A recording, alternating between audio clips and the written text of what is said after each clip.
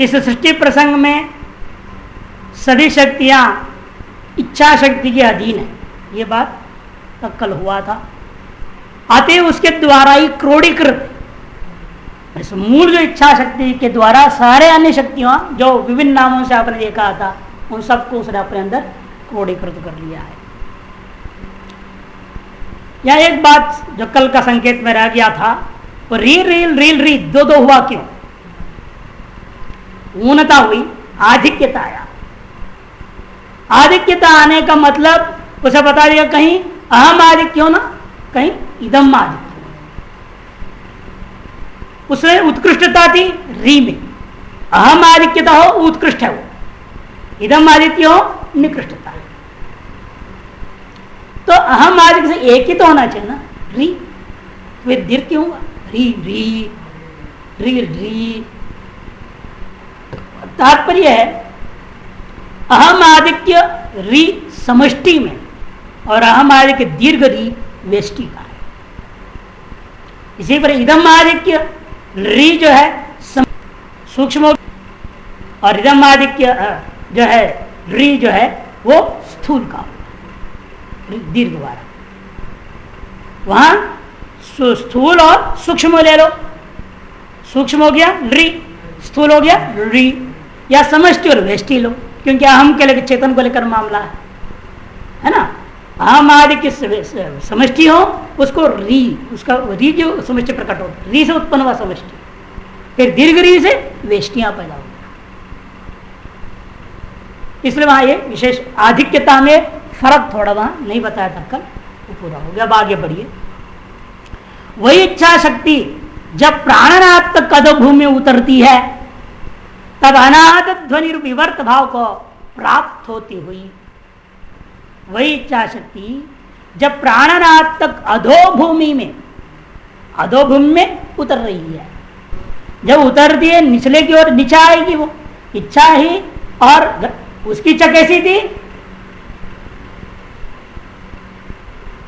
उसकी इच्छा कभी अपहत इच्छा नहीं है, उसकी इच्छा का विघात कभी नहीं होता, और आपकी इच्छा का बार बार विघात होता हुआ दिखता है। इसका मतलब क्या? अविघातिनी जो इच्छा उसकी थी वो उतरती आ रही है, संकुचित हो रही है, परिच्छिन्न होती आ रही है। अब आपकी हर एक इच्छा लगभग विघातिनी हो जाती है। आप इच्छा कर दिए हो वो होता नहीं, आप चाहते हो कई बार होता है, लेकिन जब चाह रहे तब नहीं हुई, बाद में हो गई, तो फायदा क्या हुआ? लेट से हो जाए क्या काम का? इस तरह से आपकी इच्छा का एक तरह से विघात होता है। इसका मतलब वह इच्छा परिच्छिन्न हो रही है। आप परिच्छिन्न जो इच्छा थी वो परिच्छिन्नता को, इसी को यहां शब्दावली प्रयोग किया, उतरती हुई, ये शब्दावली प्रयोग कर रहे हैं। संकुचित हो रही है इच्छा, उतरती हुई वह इच्छा क्या करती है? तो कहते हैं कि भाई देखो, अनाहत ध्वनि रूप विवर्त भाव को प्राप्त हो। अनाहत ध्वनि रूप, या अनाहत चक्र से मतलब नहीं है, ध्वनि कैसी है? अनाहत ध्वनि है। एक होता है आहत ध्वनि, आहत में बजाया आपने, आहत हुआ, यहां से प्राण निकला, टक्कर मारी, यहां आहत हुआ। हम जो बोलते हैं, चाहे प्रकट व्यक्त हो चाहे अनविवेक शब्द जो आवाज उठाते हैं, ये सब क्या है? आहत से जन्य ध्वनि है, यह आहत ध्वनियां है। और वो शुरू में कैसे ध्वनि है? वो अनाहत ध्वनि, माने परावाक है। इसलिए आगे क्या लिख रहे हैं देखिए, पद वाक्यादि गर्भ प्राण क्रिया रूप में परिणत होती है। इसी को कहा गया है कि प्राक संवित प्राणे परिणता, यही प्राण क्रिया बिंदु स्वरूपिणी परावांगमयी शक्ति है। आगे ना वो क्या है? वो परावांगमयी शक्ति, इसी को अनाहत ध्वनि मिलेगा, जो किसी प्रकार की आहत से जन्य नहीं है। ऐसा एक स्वाभाविक प्राकृतिक ईश्वरीय चेतना से प्रेरित हुआ एक विलक्षण ध्वनि है, उसको अनाहत ध्वनि कहते हैं। रहे कबीरा अनाद आहद बीच का है, हम कबीर कहा रहता हूं, न तो अनाहत ध्वनि में हूं न आहत ध्वनि हूं, दोनों का बीच में रखकर दोनों का आनंद लेता हूं। अपने आप को कबीर कहता है मैं दोनों के बीच में, न इधर जाता हूं न उधर जाता हूं। इधर देखता हूं संसार को लोग आते हैं, इस आहत ध्वनि का भी आनंद लेता हूं, और जब ये नहीं है तो उधर देखता हूं तो मेरा अपने अनाहत ध्वनि का मैं आनंद लेता हूं। दोनों आनंद से आनंदित रहता हूं, मैंने सदा आनंदित रहता हूं।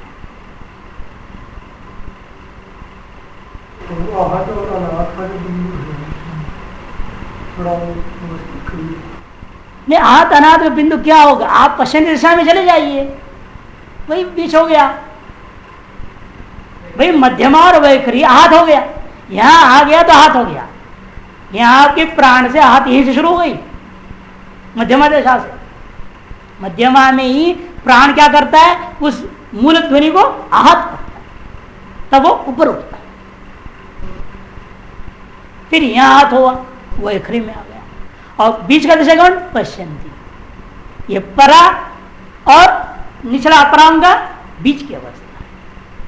आप पश्चिमी दिशा में टिका रहिए, यहां का भी आनंद देख सकते हैं। इधर से भी लिप्त भी नहीं होंगे, संसार से लिप्त भी नहीं, उधर से अत्यंत अलिप्त भी नहीं, उधर से भी संबद्ध हो गए, इधर से अलिप्त भी हो गए। ये विशेषता आती स्थिति है। इसलिए आगे बोल रहे थे कि आगे क्या होता है इसका, तो यही चर्चा अनाहत ध्वनि रूप विवर्त भाव को प्राप्त होती हुई पद वाक्यादि गर्भभूता प्राण क्रिया रूप में परिणत होती है। आगे ना, प्राण क्रिया रूप में परिणत होती है।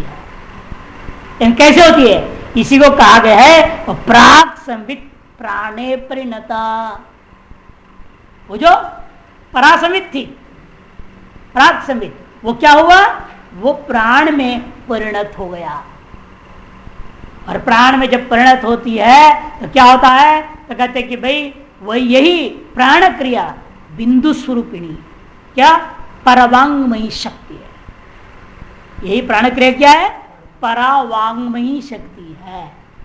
वही परावांगमयी शक्ति जो प्राण है, जो अभी सक्रिय नहीं है, साकार नहीं है, वो पश्यंती दिशा बता, जो पश्यंती आदि विकास क्रम से वर्ण पद वाक्य मंत्र आदि स्वरूप को धारण करती है।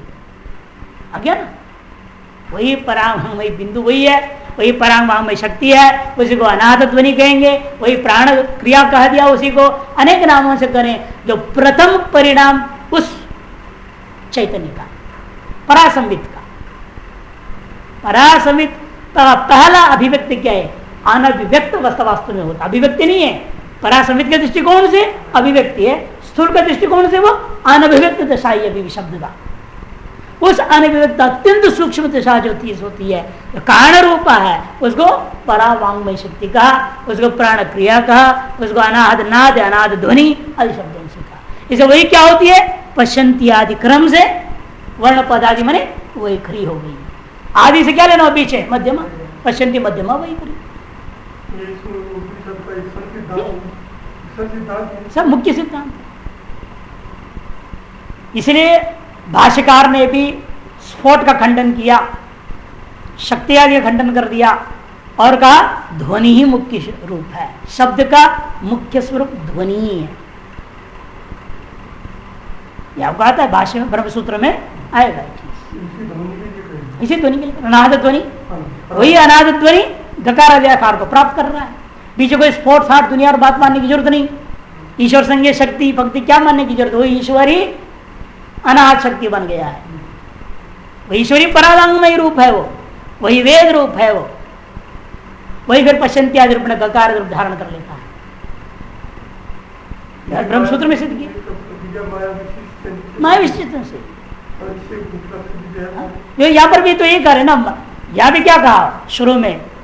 यही अ क्या हुआ? आ हो गया, ई हुआ, ई हुआ, ऊ हुआ, मैंने सब मायावचन चेतन हो गया, माया विशिष्ट हो गया। ये इच्छा का मतलब ही मायावचन हो जाना। वही इसलिए क्या हुआ? स्वयं उन्मेष हुआ, शिव शक्ति रूप। मायावचन चेतन होने के से द्वैत हुआ, नहीं द्वैत का होता।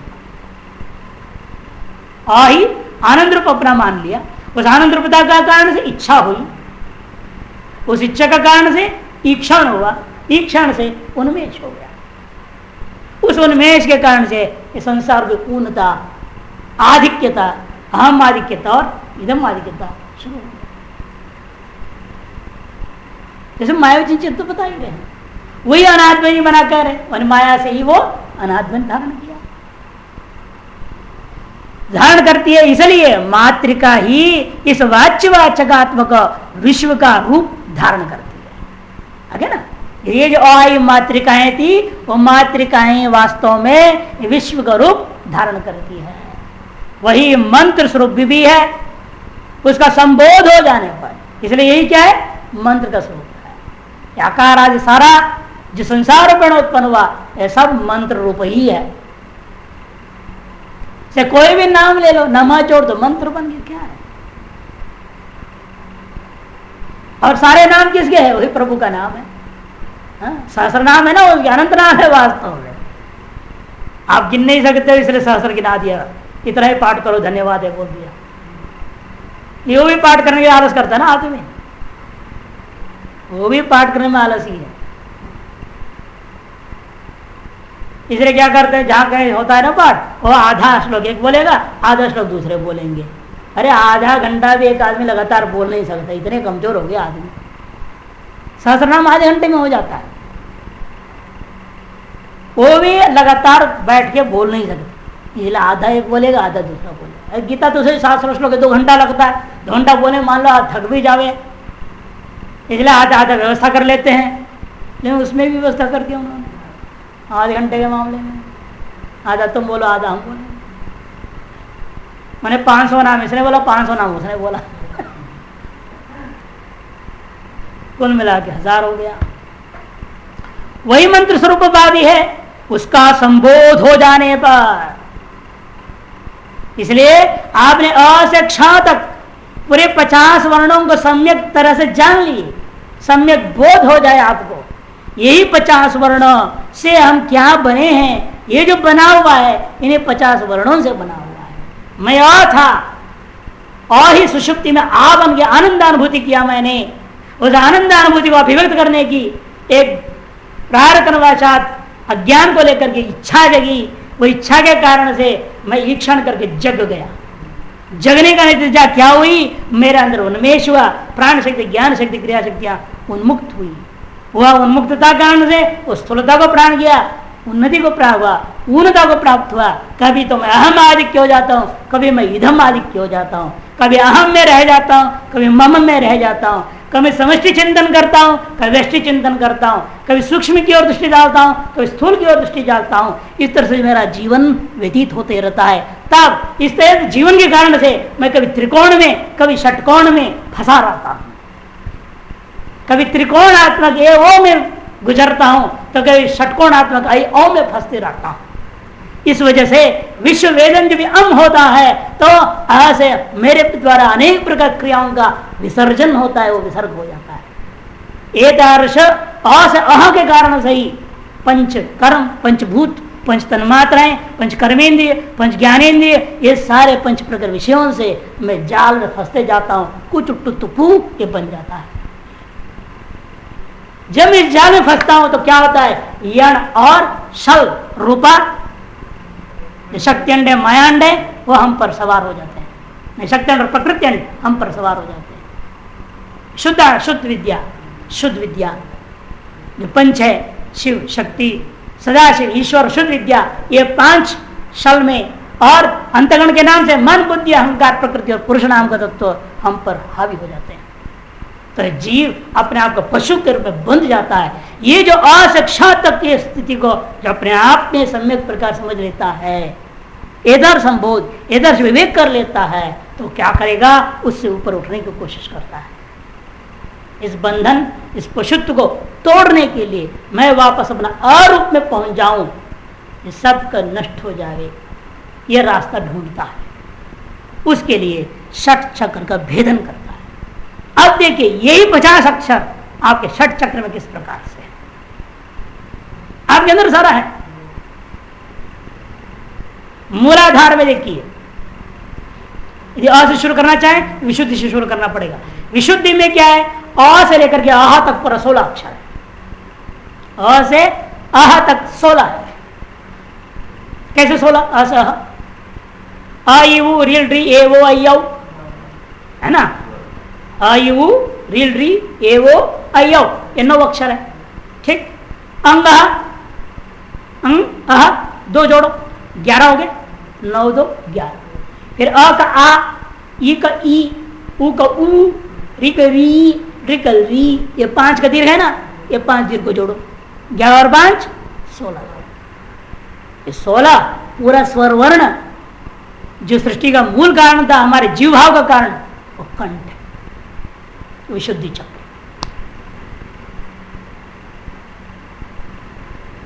और उसके बाद जग के कारण शुरू हो जाता है अनाहत चक्र। क वर्ग पूरा, च वर्ग पूरा, ट ठ, ये 12 अक्षर अनाहत चक्र। क से ठ तक अनाहत चक्र। उसके बाद मणिपुर चक्र, ड से फ तक, ड ढ ण, त थ द ध न, 5 3 8, प फ 2 10 अक्षर।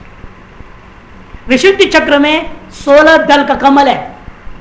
16 दल कमल, 16 अक्षर उसमें हो गया, 12 अक्षर अनाहत चक्र। मणिपुर चक्र में 10 अक्षर होने से ड से फ तक 10 अक्षर वाला जोड़ दिया, कि 10 वहां कमल की पंखुड़ियां है। उसे स्वादिष्टान चक्र में 6 पंखुड़ियां होने से 6 अक्षर है। कौन से 6? ब से ल तक। फ हो गया था ब भ म, य र ल, य र ल, वो नहीं, य र ल लिया गया। तो कितना हो गया? ब भ म य र ल, 3 3 6, वह छोड़ दिया, वह अलग लो, वह आ जाएगा शल में। अंत में 4 अक्षर है। किसमें? मूलाधार चक्र, क्योंकि 4 पंखुड़ियां हैं। व श श स, ये 4, व से स तक 4। और अंत में आइए ऊपर आज्ञा चक्र, हम क्षम 2 है, ह क्ष, आगे ना सारा अक्षर, अ से ह तक और क्ष, ये कुल 50 अक्षर हो गया। 16 और 12 28 और 10 38, है ना? 38 और 6 44, 44 और 4 48 और 2 50। पूरे 50 षट चक्रों में है। इसलिए क्या षट चक्र भेदन करने से आप सहस्रार्थ में पहुंचकर मुक्ति प्राप्त कर लेंगे। अ से शुरू हुआ, नीचे तक आया, फिर ह या ऊपर है, क्ष है और निवृत्ति हो गई। क में देखो श बनता कैसे? खशय और संयोग, क से लेकर श तक पूरा आ गया, क से श तक, वो पूरे के पूरे को क्ष से बोध करा दिया। अर्थात जितने मायांड था, प्रकृति अंड था, शक्ति अंड है, सब इसी में आ रहा है। क से श तक वो सारे चीजों ने बोले, पूरी की पूरी चीजें क्या है? वास्तव में एक क्ष में बोध करा कर कहा, अ से ह का भेद निधि हो जाए, क्ष की स्वतः निवृत्ति हो जाए। इसलिए कंठकूपे ध्यान भुवन कोश ज्ञानम गा, कंठकूप ध्यान करो, क्षुधा निवृत्ति। हाँ हाँ, क्षुधा निवृत्ति। हाँ हाँ। और भुवन कोश ज्ञान के लिए मूर्धा, मूर्धनी संयमात, भुवन कोश ज्ञान। तो कंठकूप में क्षुधा निवृत्ति, किसकी क्षुधा की निवृत्ति होती? वहां भी देखिए भूख प्यास से सामान ले लेते हैं लोग, लेकिन क्षुधा का तात्पर्य है संसार भोग की क्षुधा की निवृत्ति। इस तरह से पूरे अक्षर जो संसार का भी कारण बना, वही अपने अंदर भी इस सृष्टि का भी कारण बना है। अब ये सारी बात को इन्होंने देखो उक्त रीति से उसकी वाणी में जब एतार से मात्र चक्र का संबोध हो जाता है, तो उसकी वाणी में ऐसी मंत्र शक्ति अवतीर्ण हो जाती है कि प्रतिबंध रहित होकर कार्य संपन्न कर देती है। जो कहता है, जैसा कहता है वैसा हो जाता है। यही सब निम्नांकित वार्तिकों में व्यक्त किया गया। ये सारी बातों को निम्नांकित वार्तिकों में व्यक्त किया गया। हम प्राण बीज है, क्षम कूट बीज है, ध्यान रखना है। प्राण और कूट का बीज आज्ञा चक्र में जुड़ा, जिसका भेदन से ही ज्ञानोदय सम्यक होता है। आज्ञा चक्र से कूट से पूरा आ गया ना, 3 कूट है ना, और शक्ति कूट, प्रकृति कूट, माया कूट, ये तीनों आ गया। त्रिकूट, इसी त्रिकूट का संकेत के लिए वहां भी तो त्रिकूट है आपका श्री विद्या में। कूटत्रय, कादि हादि सादि ना, कम हरिम सकलरिम, 15 अक्षर है ना वहां पर भी। पंचदशी जो मंत्र है, कम कादिकूट, हसकलरिम हादिकूट, सकलरिम सादिकूट है। लेकिन सादी विद्या अत्यंत गुप्त विद्या है, लेकिन कार्य हादि विद्या दुनिया में प्रसिद्ध है।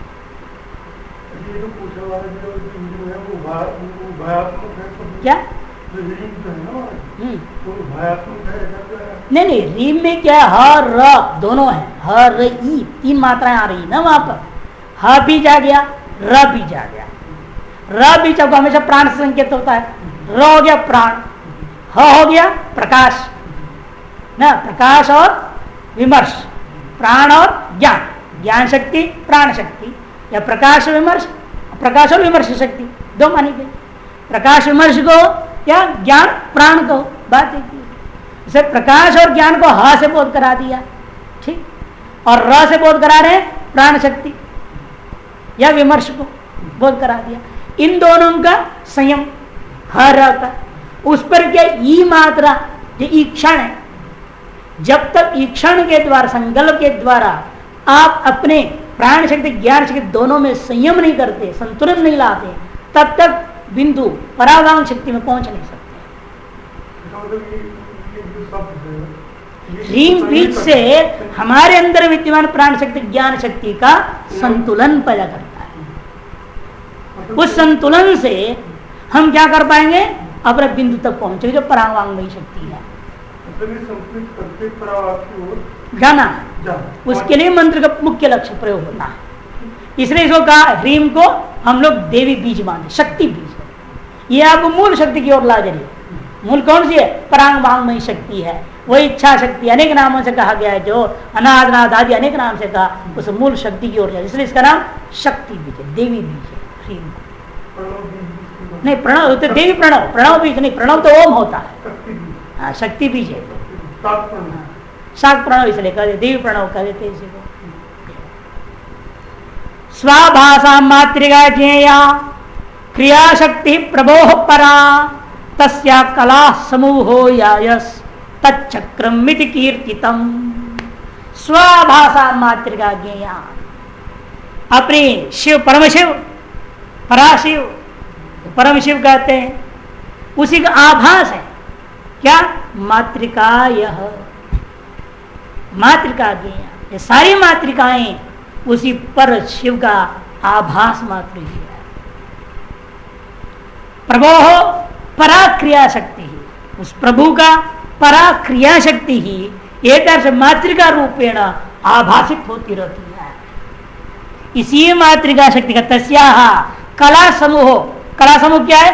अ से लेकर क्ष तक का ये सारा समूह क्या है? यह तत्चक्रम विधीयते, इसी को चक्र करके कहा लोगों ने, यही मातृका चक्र हुआ। तादृश मातृका चक्र का तस सम्यक परिज्ञानम यत् संबोध सहिष्यते, उस मातृका चक्र के सम्यक बोध होना, परिज्ञान होना जो है, उसी को इस सूत्र में संबोध शब्द से कहा। इसलिए मातृका चक्र संबोध, मातृका क्या है? परब्रह्म परमात्मा का ही पराक्रिया शक्ति है, परावांगमयी शक्ति है। उसका चक्र क्या है? अ से क्ष तक का सारा कला समूह है। इसका सम्यक ज्ञान होना ही मातृका चक्र संबोध है। सति तेन विवर्तो यो वाच्यवाचक लक्षण। सती इनके होने पर क्या, वही जो चार क्रिया शक्ति बता गई थी, अंबा, ज्येष्ठा, वामा, रौद्री, इन्हीं चार शक्तियों का सम्यक प्रकार से विवर्त हो जाने पर सारा वाच्यवाचक भाव रूप शब्दावली निष्पन्न हो जाते हैं।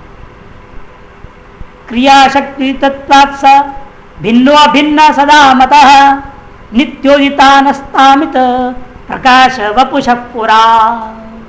क्रिया शक्ति उति तत्वात्, क्रिया शक्ति का उदय हो जाने से सब भिन्नो अभिन्न सदा मता, लेकिन वह जो है सदा भिन्न भी है अभिन्न भी है। वाच्यवाचक दृष्टिकोण से भिन्न है, ध्वनि का दृष्टिकोण से अभिन्न।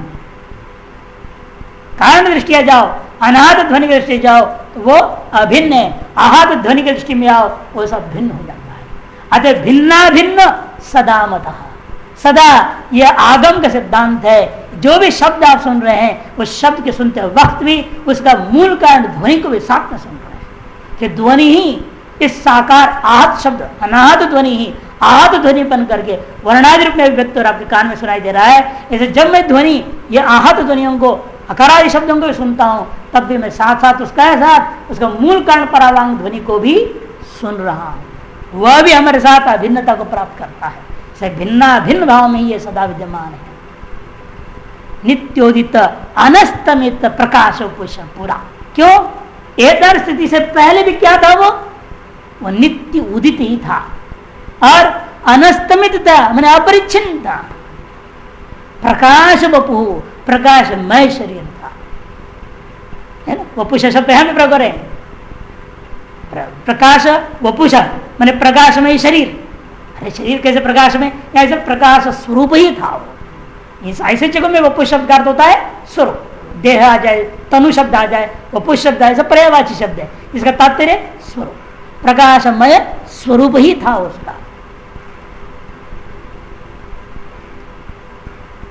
वीर्योन्मुख्यात् प्रभोरिच्छा शक्ते समुदयो भवेत् ततः संवेदन स्पर्शो प्रादुर्भूतो ततः पुनः। हुआ क्या था? वीर्योन्मुख्यात् प्रभु ने, परमशिव ने अपने सामर्थ्य को जानने के लिए स्व उन्मुख हुआ, स्व को ही प्रकाशित करने लगा। तो आ क्या हो गया? आनंद हो गया, आ बन गया। तब कति इच्छा शक्ति समुदयो भवे, तो इच्छा शक्ति उत्पन्न हो गई। काम जगह, ये काम का पर्यायवाची, ये मन इच्छा। क्या काम था? स्व कामयत, इसने कामना करी। कामना क्या किया? मन में सोचा क्या करना है, फिर तदनुरूप ईक्षण किया, इसे कहते क्रम। तथा उसके बाद क्या हुआ? बीच का नहीं बताए, वगैरह नहीं बता रहे, सीधे आगे बढ़ गए। संवेदन स्पर्शो प्रादुर्भूतो, सीधे ज्ञान और क्रिया अभिन्नता में पहुंच गए। ज्ञान शक्ति क्रिया शक्ति की माने इदम और अहम प्राधान्यता से वस्तु का अभिवृद्धि हो गई। सर्वार्थ प्रतिभासश्च, और आगे सारा वाले कुछ उड़ तो सब ले लिए इकट्ठे और कहे सकल पदार्थों का प्रतिभास होने लगा।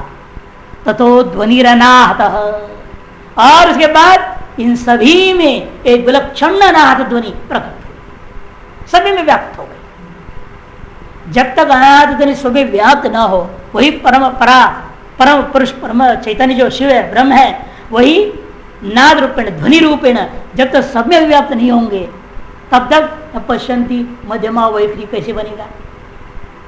बनी नहीं सकता।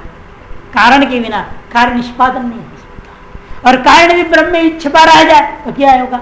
ये सब गूंगे ही पैदा हो जाएंगे, सब गूंगे हो जाएंगे। इसीलिए वही शिव ने क्या किया? पहले सारा जड़ रूपेण सारा जगत को पैदा कर दिया, फिर इसमें तत्सृष्टवा तदेवा अनुप्रावेशत घुस गया। केन रूपेण घुसा? अरे ध्वनि रूपेण घुसा, अनाहत ध्वनि रूपेण अंदर प्रवेश कर गया। श्रुति तत्सृष्टवा अनुप्रावेशत कहा थी, उसको आदमकार ने कैसे अंदर प्रवेश किया? मैं बोल पा रहा हूं, इसका ध्वनि रूपेण प्रवेश कर, उसको इस तरह से ले लिया। सर्वार्थ प्रतिभासश्च ततो ध्वनिरनाहतः, उसके बाद ध्वनि जो अनाहत है वो सब में प्रवेश कर गया। प्रवेश करके पदवाक्यार्थ गर्भ तथा प्राणात्मिका क्रिया, पद वाक्यार्थ गर्भ रूप धारण हुआ, माने वो परा पश्यंती रूप धारण कर गई। जहां पश्यंती रूप धारण किया तुरंत प्राण क्रिया काम करना शुरू कर। तथा प्राणात्मिका क्रिया, फिर प्राणात्मिका क्रिया प्रवृत्त होकर के मध्यमा रूप धारण करा दिया उसको। 50 वर्ण गर्भवाक तथा सर्वस्य संभव मंत्रादि वस्तु जातस्य मूलम एकम तथा स्मृता। इसलिए कहते हैं 50 वर्ण गर्भ वाक, 50 वर्ण है गर्भ में जिसका ऐसी मध्यमा वाक प्रकट हुई, उससे सर्वस्य मंत्रादि वस्तु जातस्य संभव, उस मंत्रादि रूपा वर्ण पद वाक्य आदि सब कुछ उत्पन्न, जिनका मूल क्या है, मूलम एकम तथा स्मृता, इन सब का मूल एक अद्वितीय व अनाहत ध्वनि ही है।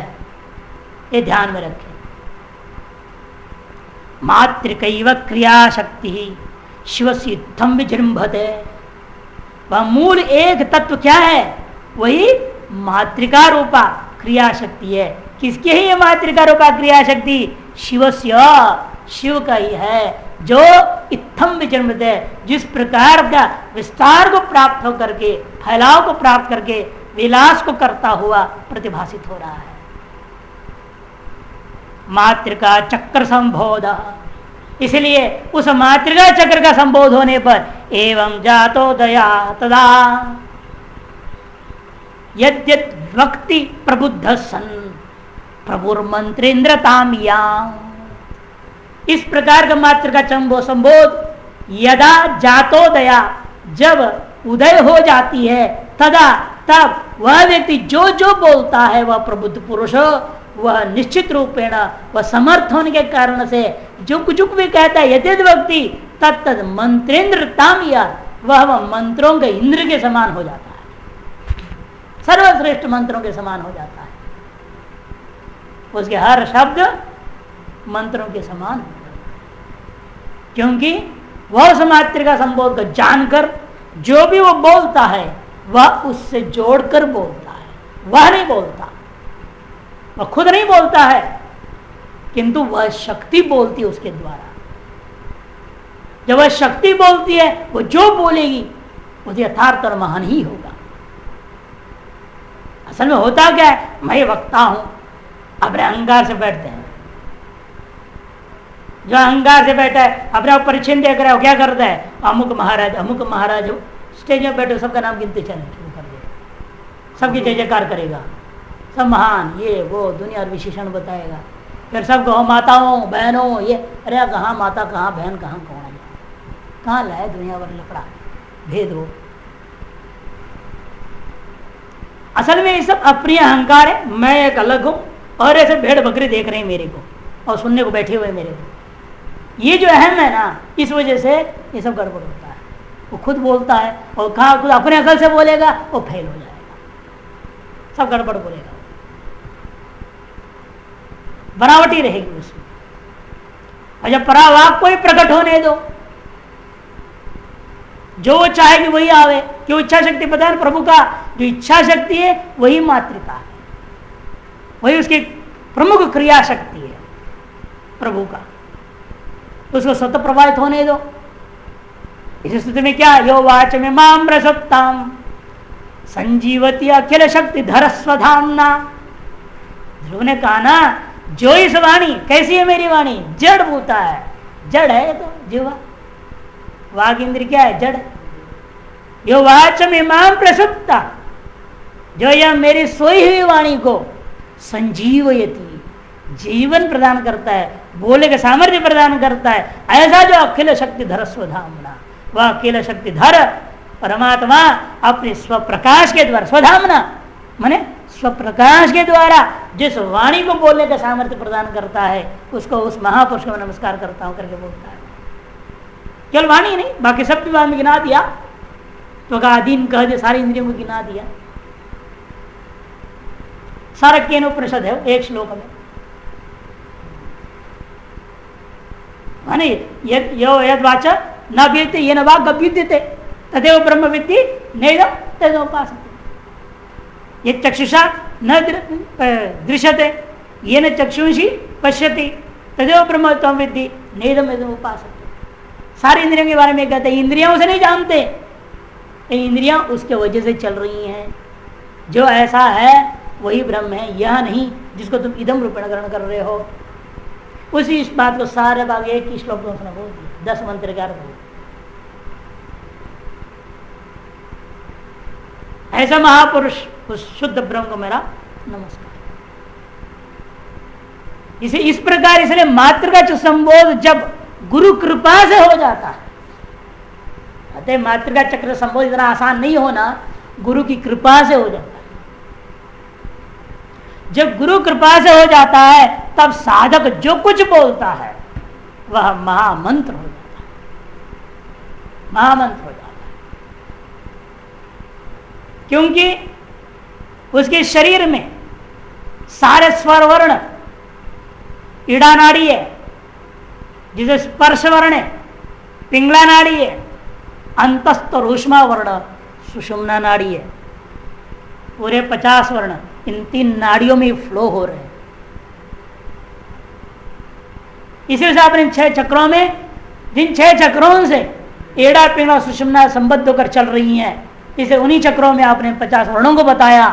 क्योंकि यही 50 चक्र जो वर्ण 6 चक्रों में संबंधित हो रही है, किस आधार पर संबंधित हो रही है, इन नाड़ियों के माध्यम से संबोधित हो रही है। सारा स्वर वर्ण 16 आपका इड़ा चक्र से संबंधित, इड़ा नाड़ी से संबंधित है।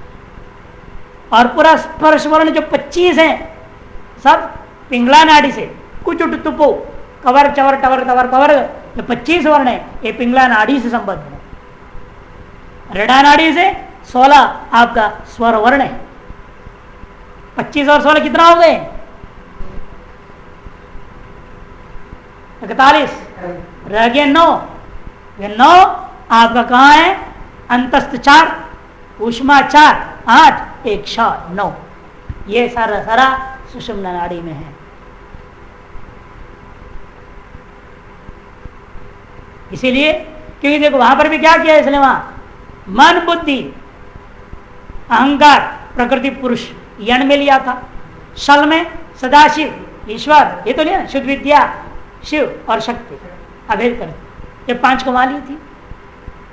ये सब कहा है? सुषुम्ना नाड़ी बोल दिया। मैंने पूरा शक्ति अंड को आपने सुषुम्ना नाड़ी में रख दिया।